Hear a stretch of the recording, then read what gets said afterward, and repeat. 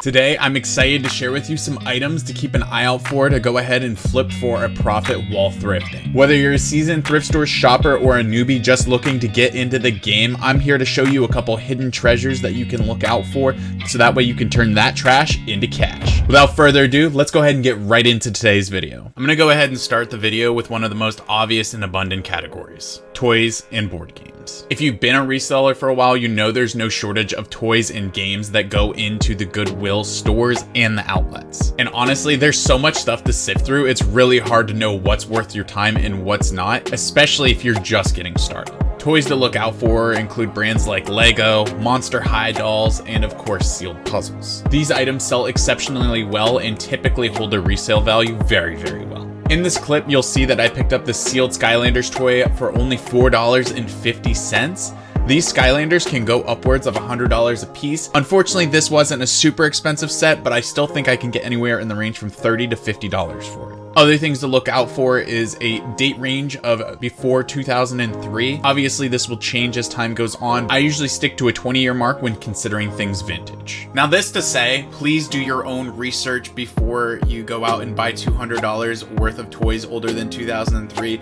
I don't want you coming back to my channel and saying, hey, I've spent $200 on toys that were older than 20 years, just like you said, and none of them are worth anything.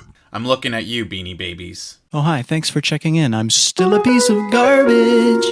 This is just a guideline, and you should always check your sold comps before you purchase anything to flip for a profit. Write that down, write that down! On the other hand are board games, which has a much more narrow window of what's profitable versus regular toys. The reason for this is pretty much everybody has a copy of Monopoly in their home, as it's considered one of the best-selling board games of all time. What you're looking for is unique or rare board games, which typically don't come around all the time. Once you start shopping for board games all the time to flip, you'll start seeing stuff that you've never seen before. Once you start seeing those, that's the stuff you want to look at. For example, I have this Simpsons trivia board game I picked up, and while it does not fit the 25-year-old mark as it was made in 2013, it does fit in the unique game category and it is not common to come across. Plus, the fact that it is practically new on the inside is a huge bonus.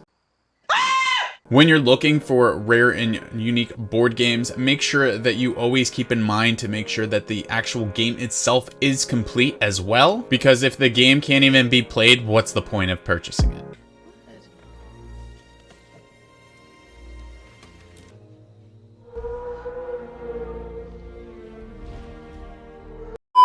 Let's take a second to talk about VHS tapes and DVDs. What you're seeing on the screen are Shirley Temple VHS tapes that are still sealed in the package and a Heath Ledger film on the end. Can you guess which one's the most valuable? Well, if you said none of them, then you would be correct, as they only warrant a few dollars each. I was even surprised that A Knight's Tale was not worth nearly as much as I thought it might be. But even if VHS tapes that are long out of production aren't worth it, what is? Rarity makes such a huge difference in VHS tapes and DVDs. Take this copy of Disney's Cars on VHS. This movie came out right around the time that everyone was converting over to DVD as like the mass production option. So not many were produced on VHS. So finding one of these, even in used condition, can bring back quite a bit of money and a huge profit. Since it was not mass produced, this adds a huge premium to the movie. And there's other examples, but this was just the best, most well-known example I could think of. So another quick example I have is this Blu-ray of Disney's Fantasia. It's brand new sealed, and I found it at Goodwill for about $3.99. On eBay, this movie sells for about $18 to $20, but in reality, it actually can bring you upwards of $50 on places like Amazon. This is why I say it's important to diversify your listings, because if you're just selling on eBay, you may be selling yourself short. Try other places like Amazon, Mercari, or even Facebook Marketplace.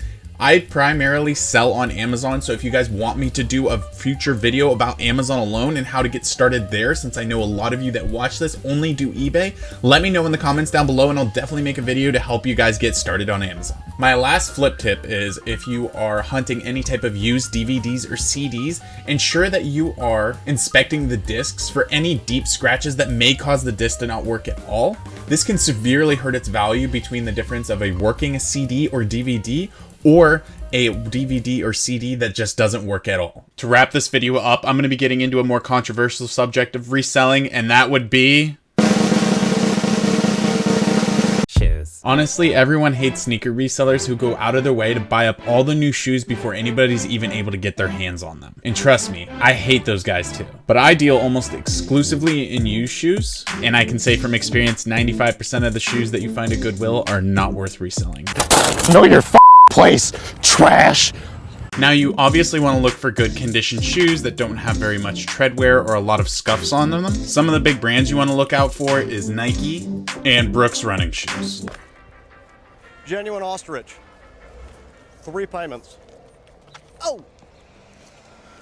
Wait, what? I'm just goofing. New boot goofing.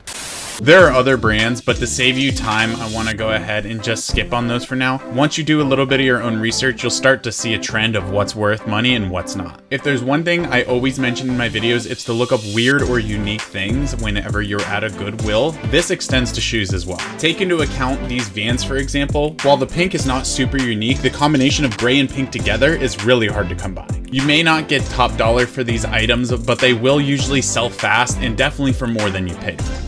Another thing to look out for is you always want to look for a limited edition or limited run shoes. For example, just like these guys.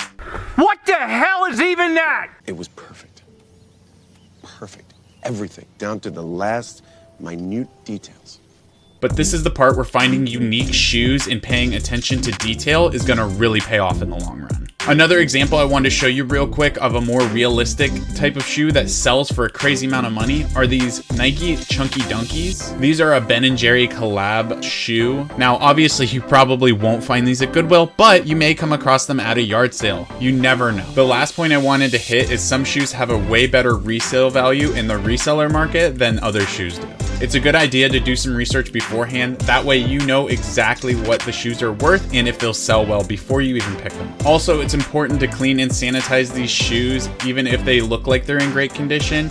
You want to make sure that these shoes are clean for the next person that's going to buy them. Honestly, nobody wants a pair of dirty or smelly shoes. But with these couple tips, you're going to be a pro shoe seller in no time. Well, there you have it, folks. Some tips on how to spot hidden treasures and turn them into cash. From toys and board games to DVDs to even shoes, there's plenty of items out there waiting to just be discovered by you. But I definitely want to hear from you guys. What are some of your favorite items to thrift? If you found any of this information useful, please leave a like on the video and also consider subscribing. I plan to get a ton of content out soon as I'm going 100% into this, so I put my heart and soul into every single video. I put a ton of effort into these videos, so if you could just subscribe and let me know you like the video, that would be much appreciated. I hope you guys have a great rest of your day. Happy thrifting, and be sure to watch whatever the YouTube algorithm thinks you want to watch, either that way or that way.